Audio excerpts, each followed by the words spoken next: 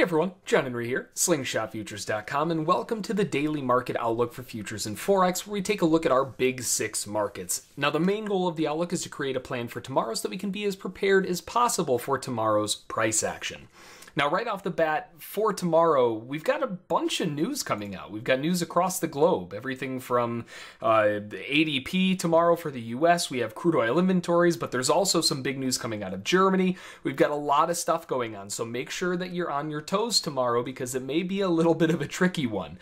Now, first of all, let's jump into the future side of things. We'll take a look at gold. Now, gold has rolled over to the 217 contract, and that rollover today really kind of disallowed a lot of movement. We found a lot of back and forth, and really we just kind of ended up right where we started.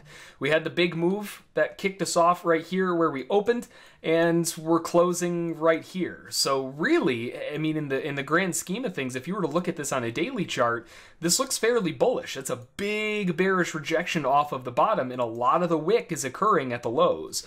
So there is a slight bullish tone to the market, kind of behind the scenes. If we zoom out a little further, it makes a lot of sense to see a range here. We're not really getting a whole lot going on either side, so we're looking to buy low and we're looking to sell high. Now, selling high, preferably, you'd want to be selling up here. This would be a really nice area to be looking to sell, but you know, are we going to get there tomorrow? There's a good chance of it. I mean, it's not that far away above that 96 to 97 area.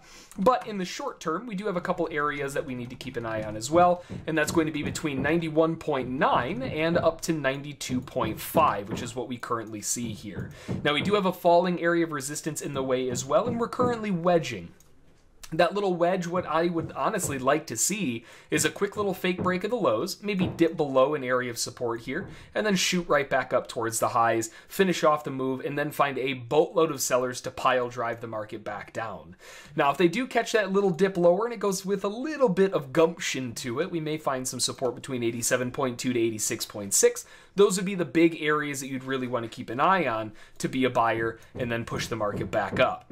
If it does end up cracking through that area of support, the next area is going to be 83.1 to 82.5, back down to the lows, and that major failure at the bottom to press into a new low. So if they come back there, you may even get a little bit of a breakout to the downside. Looking at the side of crude oil, we have a very strong bearish trend working down, and this bearish trend, it got a little overzealous, right? They pushed a little too hard down here, and when they tried to come back and get it going again, they couldn't even make a new low before correcting back up. Now, they did find a double top, and they did eventually get that trigger to the downside, but now at that point, the buyers already know that it's weak down there, and they're going to be buying underneath that like crazy. So the big level, honestly, aside from the big support between 94 and 82, is going to be that low at around 45.05, and that'll be a big key level that you're going to want to keep an eye on. Now, if the bears do want to take this back down to the lows, the big area that's going to be on their sights to want to sell is going to be between 45.51 and 45.63, and maybe even a quick little head fake above it before they get that follow-up move to the downside. And don't be surprised if that does happen, if they get stalled out on that 45.05 again. You know, maybe they break down through it, maybe they get stuck there and you get a full-blown reversal. But either way, we're looking kind of in a range sentiment, looking to sell high as the preference, but we can also look to buy low if the opportunity presents itself. Switching over to the Dow. Now the Dow, it's got a bullish tone to it, but again, it's kind of like gold in the sense that it really didn't accomplish a whole lot. We opened up here and we closed up here. Now that is a little bit better than gold, but this is really just a humongous daily doji, right? We didn't accomplish a whole lot. Big failure on the bottom, big failure on the top, not really proving a whole lot. Now, zooming out, this does obviously have a bullish tone to it. We need to be looking to be buyers in the bigger picture. The one thing that really stands out to me is this big unfilled gap still. We have yet to come back and fill the gap, which is the level up here. Let's mark that up and make that a really dark purple so we don't lose track of it. Make it a big thickness right there. and that's going to be the big area of interest, 19,147. If the buyers are going to take this higher, that's going to be the objective. Now, they made a good attempt, and they're arguably trying to pull back, get a nice deep pullback, and maybe finish the run off and pick up that 147 area. Now, what I would really like to see here, because we're sort of floating in the middle, I would like to see a quick little dive lower, break into that 97 to 94 area, maybe even trap underneath it, and then shove right back up to the highs to finish that job off. If we do find a lot of weakness up here around 132 to 130, we may find a little bit of trouble trying to break through it. We've already formed a double top. We had an ascending wedge that broke down. The bears are trying to come in here, so we have to be a little bit careful towards the highs. But if we can get a low enough price, we may be able to pick up the low before the drive into the top at 147.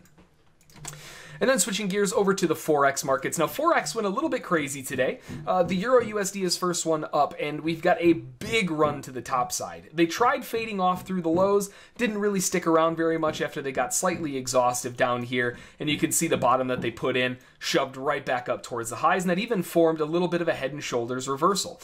Now, with that big run higher that we're seeing here, there hasn't really been much of a pullback. The only pullback that they had was right here at around 11 o'clock.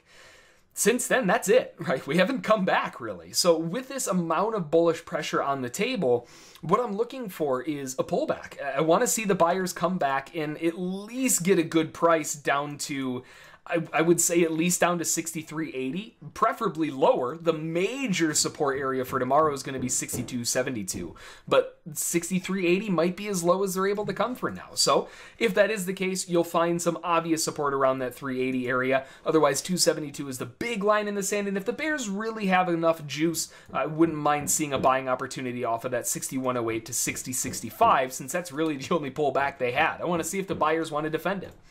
So that's kind of what I'm looking for. We're just too high right now. We need a little bit of a pullback to be buyers currently on the euro. On the pound dollar, we are getting that pullback, and the pound dollar has also had a huge run higher. We have a nice little wedge up at the top here. We're breaking down. We can tell that the buyers no longer want to buy it this far up. Now, that's not to say that the buyers are completely gone. That's very much not the case. But what we know is that the buyers probably don't want to buy this high anymore. So the initial entry area for the buyers is going to be at 24,866. And then after that, we have not only the cluster of support from 24,608, 608 rather, down to 24,537, but we also have major support at 24,568. So there is a huge buy zone down here that I would love to get my hands on. But we may have to be a little bit more aggressive and just take it at 24,866 if they don't give us any other choice. So still looking to be a buyer, but not way up here. Let the sellers do their thing, get out of the way, and then look to jump in for another run back higher. And then finally, looking at the dollar yen also has a very strong run higher, but this one has a slightly deeper correction. You could argue that this is a head and shoulders pattern, and it does look like one for all intents and purposes. We have the shoulder line right there. They broke out of it. They even pulled back to it and held it. So the bears do have an argument for the bigger picture. That said, this area that we're coming into between 112, 243, and 214, that's a big turning area, right? If we zoom out a little bit more, we can see that this level has played a big part for the past couple days. And even on that big spike higher, they broke above it, pulled back to it. When they finally came back, they got stuck there again. They came back to the other side, it got stuck there, right? So this is a big area of interest. I would love to see what the market's reaction is to this if we can get a test of it.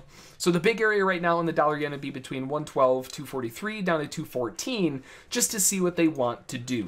The bears have a pretty good argument, but their argument is kind of over. We're in their target area. This is a nice measured move, and notice where all of the support is coming in, right at that measured move area.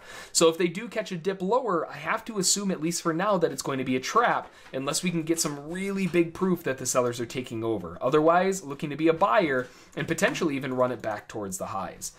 So that's going to do it for the daily outlook across futures and Forex. As always, make sure to make a plan, trade the plan, follow those rules, and you will be A-okay. And if you have any questions about anything that you saw here, or if you need to sign up for the newsletter so you don't miss it, make sure to swing on over to Slingshot Futures, scroll down and sign up for the newsletter, or send your emails to jbrink@slingshotfutures.com. We will see you all tomorrow. Enjoy the rest of the night. Trade safe if you're trading tonight, and have a good one.